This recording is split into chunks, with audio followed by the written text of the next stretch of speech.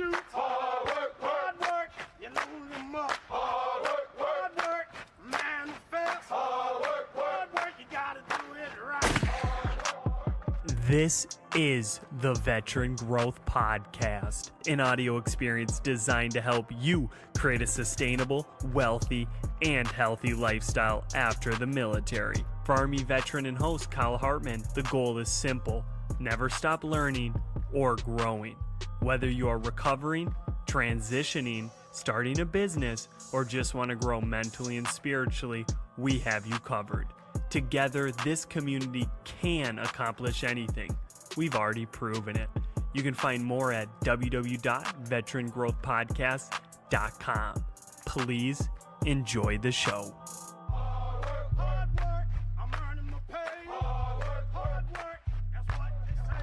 Hey everybody, and welcome back to the Veteran Growth Podcast. This is Kyle Hartman. I'm your host. You're tuning into episode 3 of our show. On today's episode, I'm featuring somebody who's actually not completely out of the military yet. He's actually a reserve drill sergeant in the U.S. Army. His name is Scott Taylor. Drill Sergeant Taylor for some of you. Now, Scott is doing a number of things, and so we're going to work through everything he's doing throughout this episode. But if you like puppies, military, guns, YouTube, mixed martial arts, any of those things, you want to stick around for this episode. Scott, it's a great pleasure to have you on the show. How are you doing today, my man?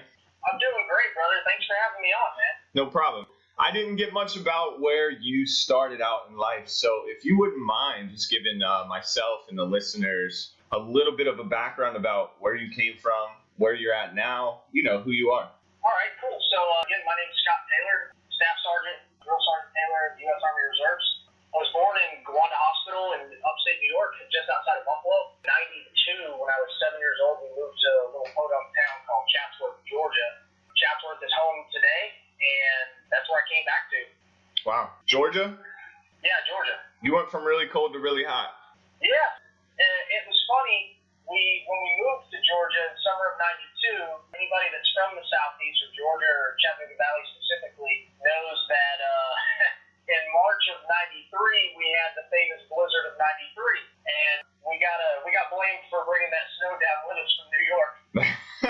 That's too funny. So I want to get into a lot about what you're doing and how you got to where you are with your military career, because this show is, you know, when I had envisioned this show, a lot of it was about the veterans who are transitioning, who, you know, some people that might still be in the service who might be getting out, or people who have already gotten out. For your situation, I thought it was very unique to bring you on this podcast so that we can kind of share what your experience has been, because it doesn't seem like it's a very typical journey through the military that you took. I know you've served for many years. You don't have to go into the whole spectrum of your career, but what would you say was the big reason that you're a drill sergeant now in the reserves? I mean, how did that all kind of fall into place? So I'm going to start in a different place, and I'm going to lead into that if you don't mind. So I was supposed to be graduating class in my high school in 2003. But let's face it, I was your typical 15-year-old asshole teenager growing up. And so I didn't graduate in 03. I actually had to go to an alternative high school in night school. And I didn't get my high school diploma until 2006. So I was a 20-year-old adult sitting in a high school classroom saying, what the fuck am I doing with life right now? The person that I would say is my hero that I looked up to the most all throughout my life and still today is my big brother. He's 9 years older than me. He joined the Army while I was still in elementary school. Part of me always wanted to be a soldier, so when I finally pulled my head out of my fifth point of contact and graduated high school, I went straight to the recruiter's office, and funny enough, I walked in the Marine Corps office first, swung up the door, said, 0311 Infantry, let's do this. And the guy's like, okay, we'll take a seat. And he was looking into some things. The United States Marine Corps literally told me they didn't have any 0311 slots shipping out until like 8 months later. And I was like, okay, see you, bye. I need to leave. I need to get out of here. So I went next door to the Army office, swung open the door. All right, guys, 11 Bravo Infantry, let's do this. I want to leave. And they're like, hang on there, cool your jets. And they made me sit down, take a practice ASVAB. I did really well on it. And they're like, are you sure you want to be infantry? And I said, man, I want to blow shit up. And Yeah. they said, well, you don't want to be infantry. What do you mean?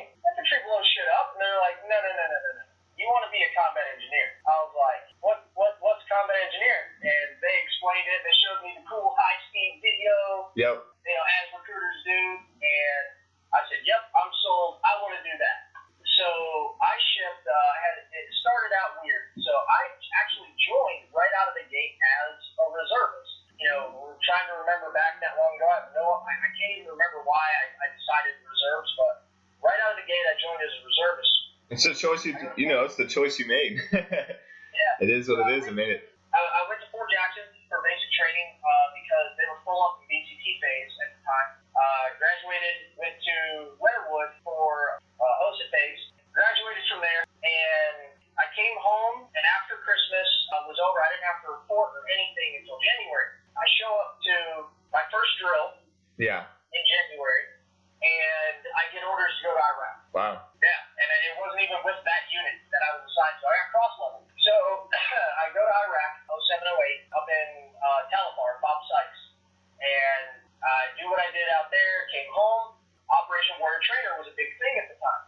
I volunteered, so I stayed right there at Fort Bragg, North Carolina for OWT, and I was an instructor. But because I was an A4 specialist, low man on the totem pole, I was high speed, I was in shape, so I did combatives, and then I was also doing the gas chamber training. So I was at the CS chamber 3 days a week. So for 3 days a week, for 4 iterations, 3 days a week, I was the guy that was the crash dummy taking off my mask to show them that they weren't going to die.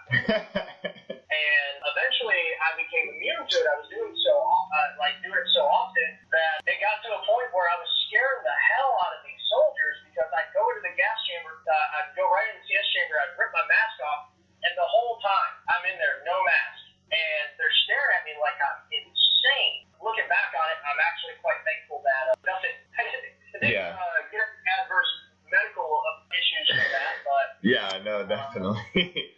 There could be some longer lasting issues that you experience, maybe. Right.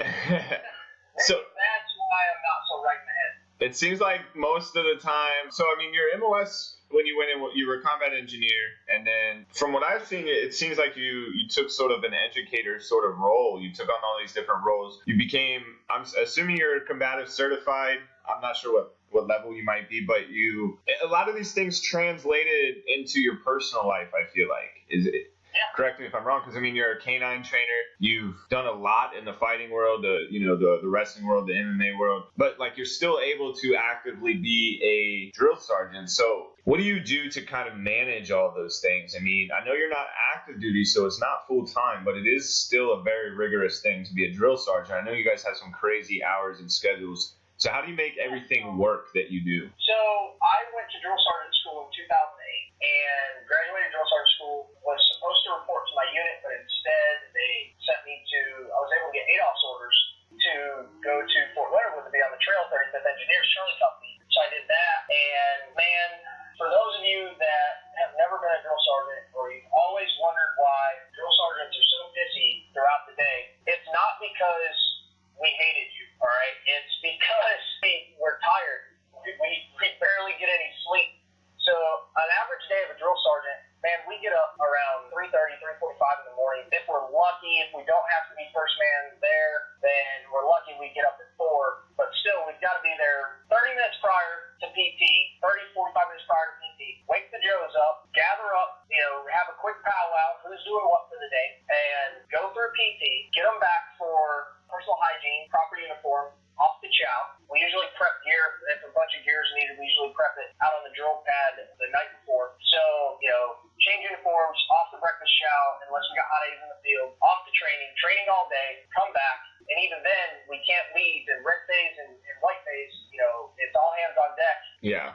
Till halfway through white phase. So we have to be out of the barracks, leaving the soldiers alone by 20:30. 20:30 is the latest we can be there because lights out is 21:30 or 2100. And when we finally make it back to where wherever home is for us at that time, whether it be they got us up at barracks or a hotel or whatever our living conditions are, we've got to think about, shit, did I eat? Oh man, I didn't eat. I need to eat something. Oh shit, I got to prep my gear for tomorrow. Man, I got to get my uniform square. I got to make sure I got everything I need. Yeah. Shit, I need to do laundry. So sometimes we're lucky to get in bed by 10:30, 11:30 at night, and we got to turn right back around and get up started early in the morning again. Yeah. And you obviously, I mean, I know when you're a drill and stuff, but you obviously still have lives that are happening too, and I'm sure that can be intense at times. What would you suggest for anybody looking to try to go to drill sergeant school? I mean, any recommendations for anybody in that aspect? So the 108 training division is really unique. All the drill sergeants in the 108 training, so the 108 is the ultimate, the overall umbrella division. Then it's split in half, the 95th division and the 98th division. I'm currently in the 98th division. Okay. And what's unique about it is, see, if you're active duty, if you get DA selected, you're told, hey, you're going to go do this. Okay. And if you turn down a DA selection, you kind of shoot your career in the foot. It sucks that it works that way, but that's how it works. Whereas with the 108 training division, every drill sergeant, every reserve drill sergeant is a volunteer. Oh, okay. We volunteered to transfer into that unit. We volunteered to take on that role. Okay. We weren't told we had to do it. And our job is to supplement, in the normal world, our job is to supplement the active duty drill sergeants that are on the trail, wherever they are, to supplement them and help give them a break, because we're short on drill, so we're hurting bad for drill sergeants, especially female drill sergeants. Huh. And the way to do it is you can talk to a recruiter, the 98th and the 96th division and the 108th in and of itself. They have their own recruiter that you can contact, or you can kind of fish around on the internet and find where the closest reserve drill sergeant unit is to you. If you're West Coast, it's more likely going to be 95th division. If you're East Coast, it's more likely going to be 98th division. That's neat, though. If you're in the Midwest, it's a little mixed depending on what state or what location in that state you are. Okay. So, cool. You can contact them and you can get into that. My recommendation, if that's what you want to do, if it's something you're interested in, then make sure that you're at least an E4P that's already, what is it called now? It's PLDC. I don't know. It just changed from PLDC to Common Core, just changed from PLDC to WLC when I was ready for it. Oh, the War Leaders course? I went to WLC. Okay, yeah. And now I think it's BLC, Basic Leaders Course. I think they have both, don't they? Maybe not. I don't know. I've been out for a minute now. Yeah, it just transitioned. Now instead of WLC, it's BLC, Basic Leaders Course. So Okay. make sure your E4P with Basic Leadership course already completed, or at least a minimum of E5 with 3 years time of service in. And you can make that transition. It's as simple as doing a TPU transfer, transition into that unit, and they'll take care of you and send you to drill sergeant school. They'll prep you. We have what's called the drill sergeant candidate program, and we train the candidates and get them ready to send them to drill sergeant school. Nice. I wanted to talk to you about, so we discussed some of your military experience. You're sort of a book of knowledge in that department, I think, because it really just takes somebody who's in certain situations within the military to have good insight on where to go if you want more information, things like that. So anybody interested in what we just talked about there, definitely make sure you check out Drill Sergeant Taylor's Instagram, Scott Taylor. What I want to move on to now, because we have a lot of other things I want to talk about with you. Like I said, everybody, he does a lot of stuff. So I want to get into how you got involved. I know you spend 3.5 hours every single morning with dogs, and you are a canine trainer. How'd you get into that? What is it that you do specifically? I know you said you're a private contractor, so what type of dogs are you training? What are you training them for? How'd you get involved with that? And then we're going to caveat that into some things about Patriot Tactical and the YouTube channel and Tactical Taylor, and then we'll get into the fighting stuff after that. Okay, so through my weird stint in the Army, and the reason why it was so unique, and Kyle mentioned this earlier, I was a reservist from the get-go, but I have 9 years active duty time. Actually, it's a hair over 9 years active duty time. Pretty much the whole first 9.5 years of my career, I was active duty. I was either on ADOS or Title 10 orders the entire time, and it was just mobilization after mobilization after mobilization. And I kept moving around, and I kept getting asked, and a lot of networking and whatnot. But through one of the gigs I was doing at Fort Leonard Wood, I kind of got left hung out to dry with nobody to really. I really kind of belonged to myself. Well, it's Fort Lost in the Woods anyway, right? Yeah. Oh yeah. Maybe you were lost too. I linked up with some MPs and just started hanging out with them and everything, and started taking some bites in the bite suit from some of the dual purpose dogs they had, and that didn't last very long. That's when I segued into the drill sergeant stuff was after that. Okay. And then, but that was so cool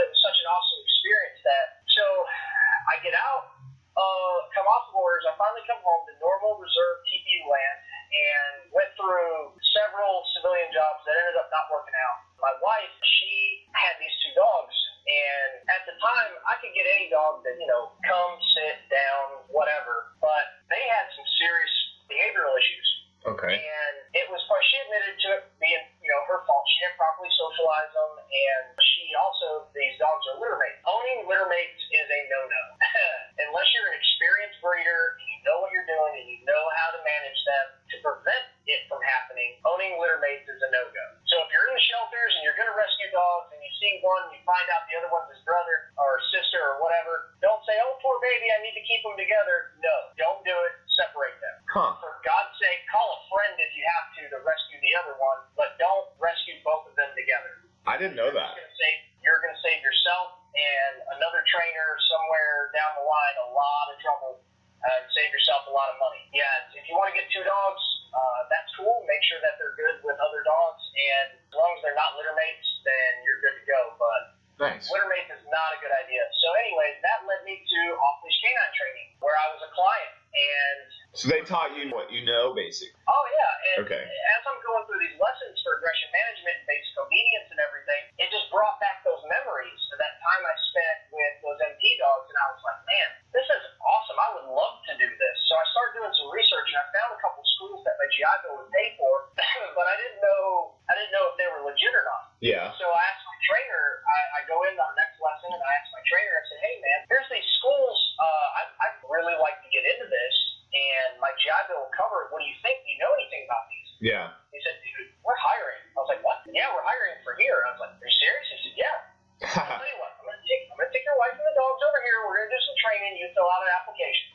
Nice. Okay, cool. Filled out the application, sent in my resume and references, and then, it led to an interview, which led to me getting hired, which led to me going to Knoxville, Tennessee for 21 days of training, and then a lot of on-the-job training and shadowing the head trainer when I got back from that. And now I'm up and running on my own. That's impressive, man. It's really cool, too, how if you think about the opportunity that he had to hire you, had you not spoken up about that, I mean, if you would have just kept that as like that would be cool sort of situation, nothing would have ever came from it. But instead, you actually pursued it. You found a way to make it happen.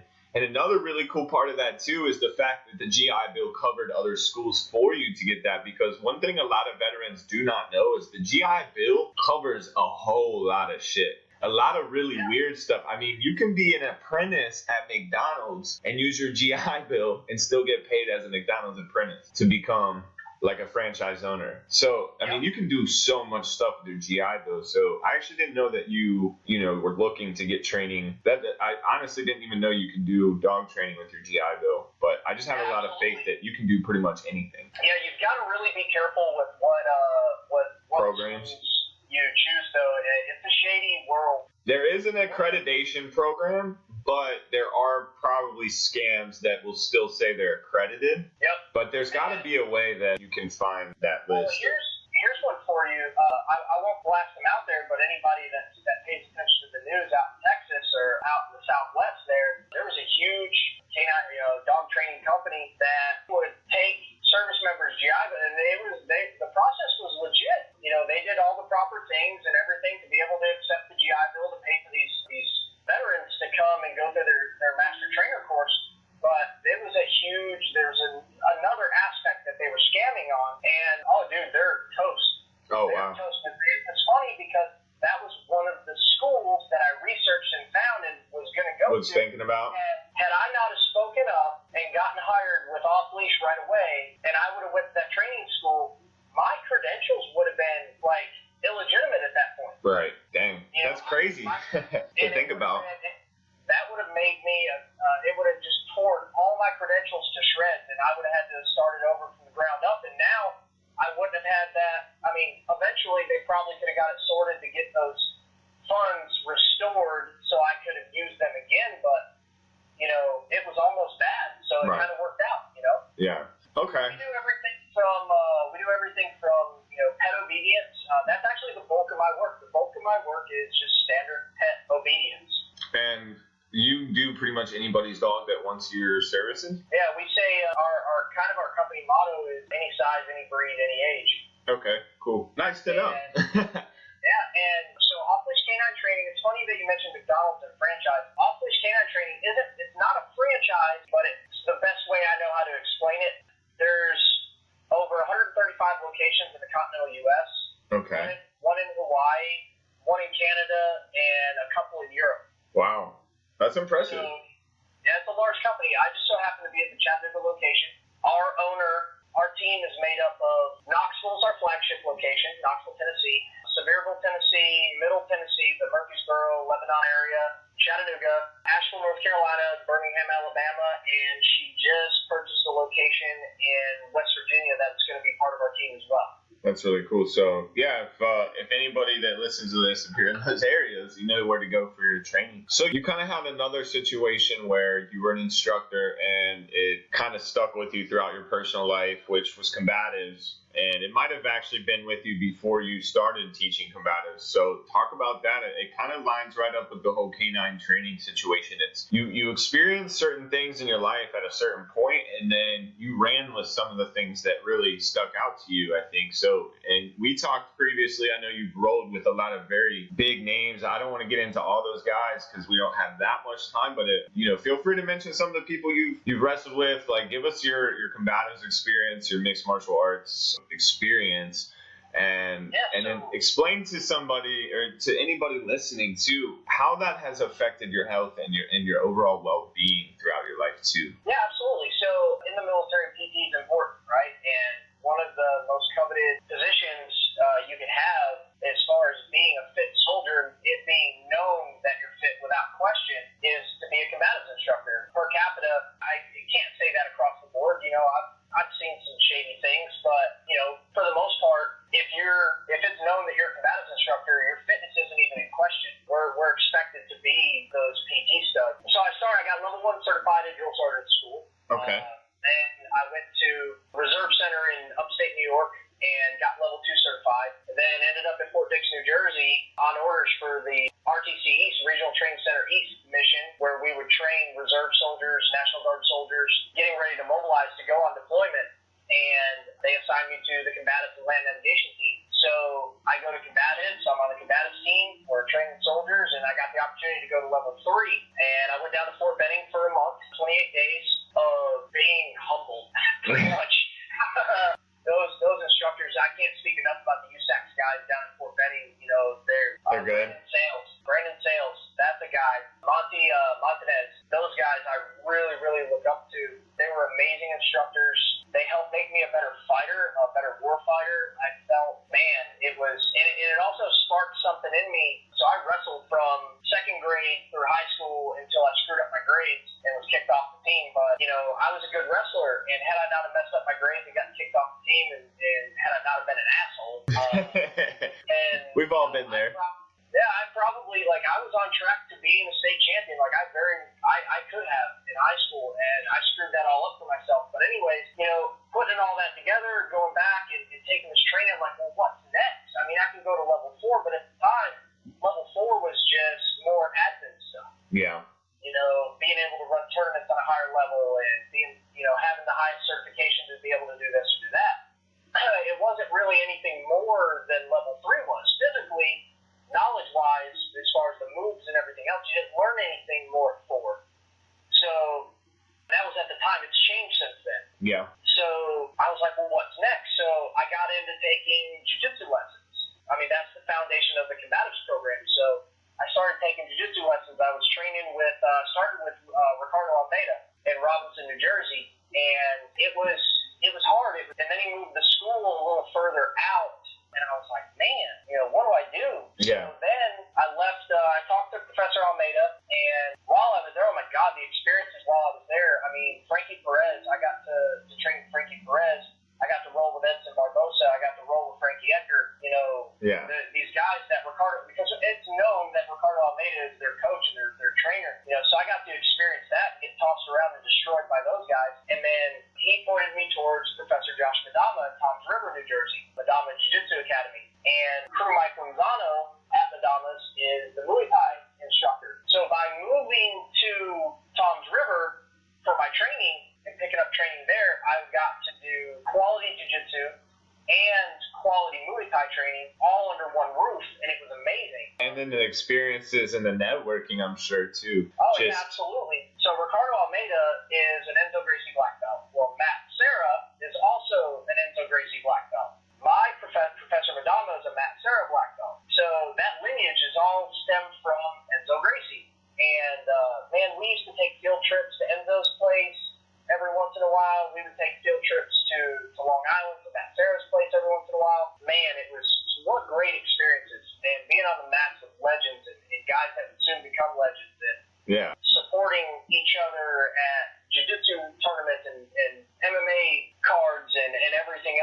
it was a family outside. It was the same kind of brotherhood as the Army was, which made it feel natural, you know? Do you think that's why I'm seeing a lot of like circuit gyms popping up? I'm seeing a lot of like CrossFit gyms that have these classes where they keep you really accountable. I mean, do you think that's why these are becoming more and more popular, because of that camaraderie and just that feeling of purpose and progression that comes out of that? Yeah, absolutely. I think that's got a big part of it. Yeah. And, you know, being fit is important. Right. You know, there was a time, and this is when, so anybody who knows Tim Kennedy knows, you know, how he transitioned into mixed martial arts and how he transitioned to the UFC. So we might have to try to work out a plan and bring him on the show eventually, my man. yeah, that's awesome. Yeah. Sheepdog response. Yeah. Tell us about it in case nobody knows who he is. So Tim Kennedy, Army Special Forces Green Beret, sniper, weapons expert. I'm not Tim, so I'm not going to talk about his career, but yeah, the man's amazing. He is the pinnacle of a man's man. You know, the dude is a beast. And you've gotten to work with him. If you can keep up with him physically, like if you can keep up with Tim in a workout, even if you're doing different weight, you know, because you're not a 225-pound monster behemoth, yeah, you know, that was like put on this earth for war. You know, if you can keep up with him on a workout, man, you will gain instant respect from Tim. Like right. Fitness is super important to Tim, and well, he's in the Texas National Guard Special Forces unit, and now he is, and has been there for a while. But everybody knows Tim fought in the UFC, and he had a great run in the UFC, and he was an elite fighter. He's a top 10 ranked middleweight for the better part of a decade, and you know, I really looked up to Tim, and he was one of those guys that, you know, I looked up to, and at the time, I wanted to fight professionally in pancration. That's what I was training for, because that's kind of through our graduated set of rules and combatives. That was one of our graduated set of rules was, you know, pancration really. So open hand strikes to the head, closed fist to the body, kicks anywhere, no elbows, no knee strikes. Oh, you can knee to the body, but only if you're standing. And you know, of course, the submission grappling. So I start getting into pancration, and I wanted to fight professionally. I was like, well, hell, if I'm going to do this, I might as well get paid for it. And I couldn't sign a pro contract because I had a contract with the Army. Yeah. Back then, they didn't make any exceptions. Exactly. Now you've got Colton Smith, who broke down that wall. Colton Smith is active duty, and he was fighting for the UFC. We may see him. He's not done. We may see him back in the UFC, but he was the winner of the Ultimate Fighter. I think it was season 14. I could be wrong on that. But, well, there's plenty of people that do it now, I'm sure. Oh, absolutely. And Brandon Sales is another one. He's active duty, and he fights professionally now and just won a championship. Wow. In super heavyweight division. But anyways, so I wanted to fight pro, and they wouldn't let me, and I'm like, well, pissed. So we'll leave that part out, but I may or may not have listened to that and found another way to do that. And so I did that for a little while. Had a pretty good run, and I sustained an injury in training. Not oddly enough, not any of the martial arts training. You know, I was lucky. I was never injured from fighting. Wow. I was doing Army training out in the field. It's always the Army's fault, man. I'm telling you. Right? They always break you. I jacked my knee up, and come to find out, my knee was already jacked up, and I was just dealing with it. Yeah. And I just made it worse. So I made a decision right there. I'm like, you know what? This is what I want to do. This is my career. You didn't want to jeopardize your Army career either, I guess, huh? Exactly. I didn't. I didn't want to jeopardize my Army career. So I hung up fighting, and I just stuck to just the submission grappling. I did a ton of jiu-jitsu competitions after that for Naga, for the Good Fight, for the list goes on and on. There's some great ones. That's sweet. But I did a lot of jiu-jitsu competitions, grappling competitions, and kept doing that, which led me, you know. So again, I moved home. I had a job, lost that job. I had another job, lost that job. Had another job, lost that job. Well, the fourth job that I got hired and got fired from, it all made sense. Mm-hmm. So this was in, you know, industrial work pretty much. I'm not going to say any company names to bash on them. They're great companies. I wasn't a good fit for them. Yeah. But, you know, if you're in the Army long enough, you can spot toxic leadership, or in the military in general, you can spot toxic leadership a mile away. Yeah, I think so. And it was getting to the point to where there would be managers from other departments coming into my department and screwing us up and making us scramble and work harder. Well, we weren't authorized overtime, and we had to make all this magic happen within our shift. And it was making our life a living hell, and I finally started catching these guys coming in like, hey, what do you want? Oh, yeah? Well, that's your screw up, not ours. We're going to run our normal production, and then we'll get to your crap. Yeah. And then I'd send them away. Well, who am I? I'm nobody. I'm just a line worker, you know? And so that I ruffle feathers that way. I wasn't abiding by the status quo.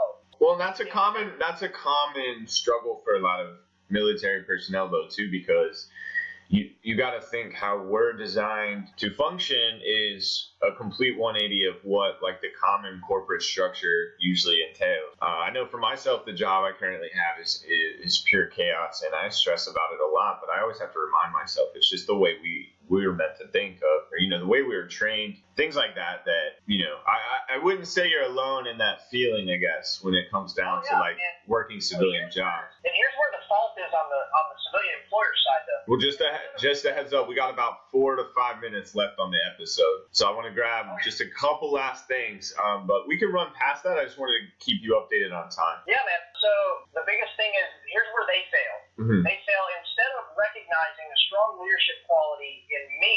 Yeah. They took it as me making ripples in the pond. So they fired me to not break the status quo instead of promoting me to fix these problems. Well, that might have cost more money. Yeah, and so it's a failure on both ends, but I moved past that. But I opened up my own business, started a mixed martial arts academy. That ended up not working out for reasons that we won't go into.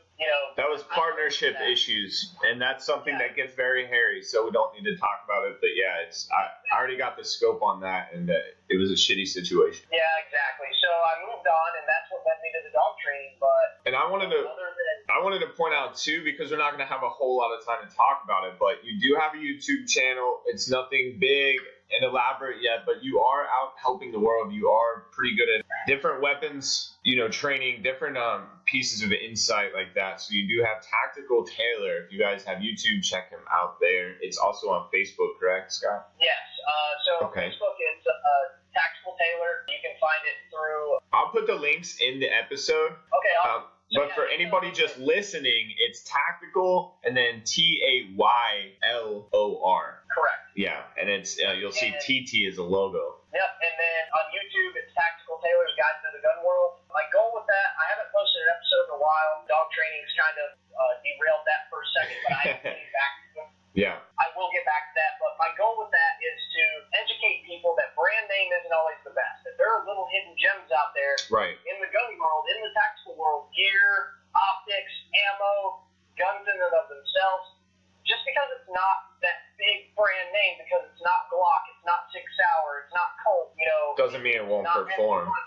It doesn't mean that it's not superior in performance or quality. Right. It's not Leopold or, hang on, let me back up. Leopold's freaking amazing, but, it's expensive.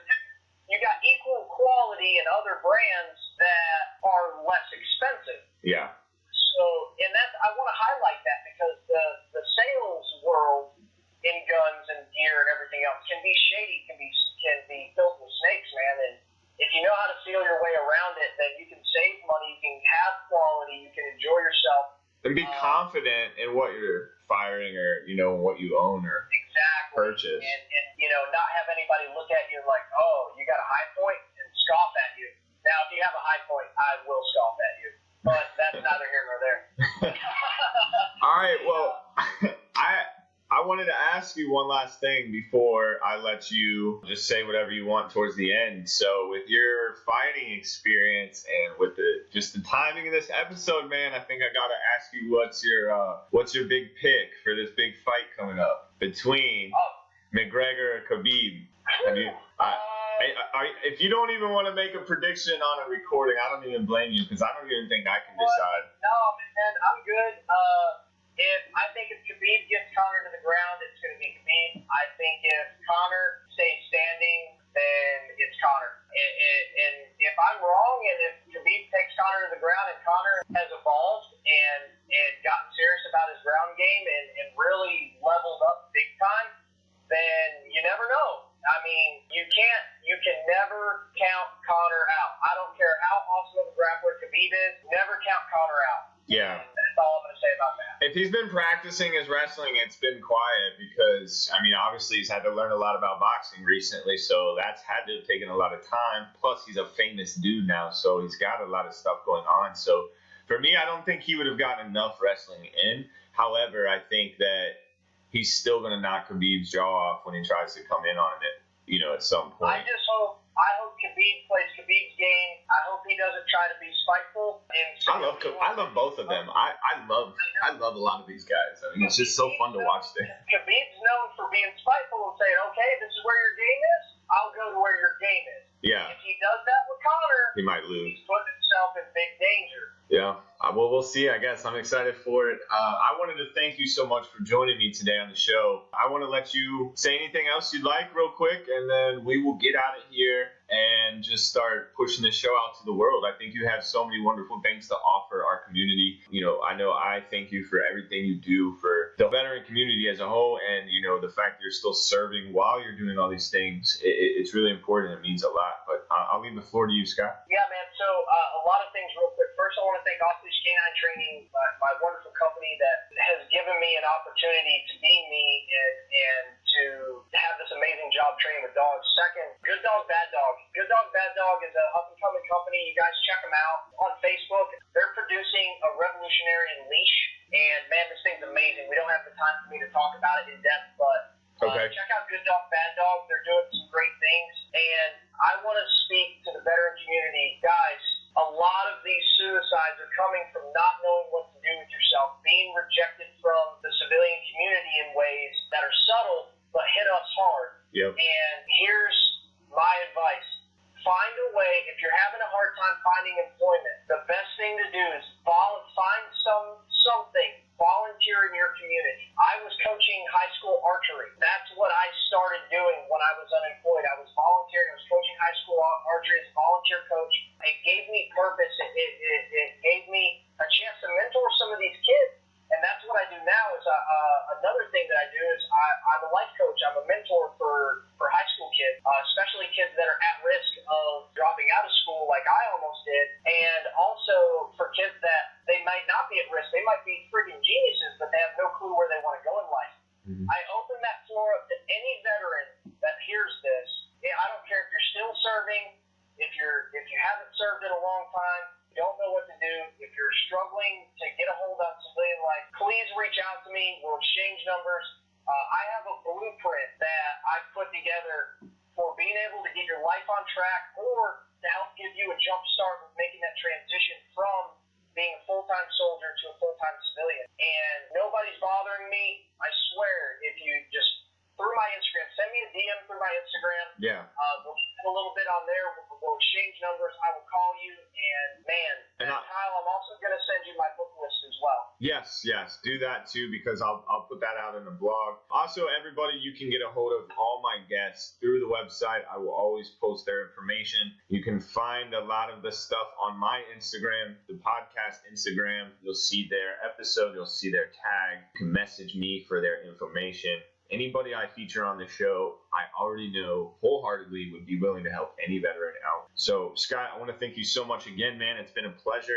I hope you enjoy the rest of your day. And for everybody that listened to episode 3 of the Veteran Growth Podcast, we can't thank you enough. Hope you guys enjoy the show. Come back next time for some more greatness.